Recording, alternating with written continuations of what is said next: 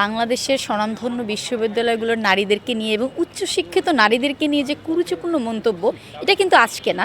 আমরা জামাত নেতা আমির হামজাকেও কিন্তু দেখেছি জাহাঙ্গীরনগর বিশ্ববিদ্যালয়কে নিয়ে কুরুচিপূর্ণ মন্তব্য করা। তারই ধারাবাহিকতায় কিন্তু বরগুনার জামাত নেতা শামীম কিন্তু হচ্ছে যে ঢাকা বিশ্ববিদ্যালয় তথা ডাকসুকে মদের আড্ডাখানা এবং বেশ্যাখানা বলেছেন।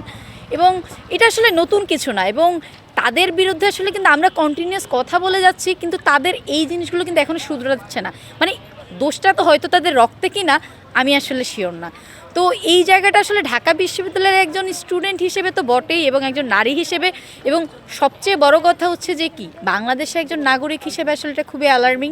কারণ বাংলাদেশের হচ্ছে যে প্রতিনিধিত্বশীল যদি রাজনৈতিক দলগুলো বলি, তার ভিতরে জামাত ইসলামী একটা। তো তাদের নেতাদের যখন এই ধরনের মেন্টালিটি থাকে, তখন তো বাংলাদেশের নারীদের জন্য এবং বাংলাদেশের জন্য আসলে কিন্তু অ্যালার্মিং। কারণ বাংলাদেশের কিন্তু 50% কিন্তু নারীই কিন্তু।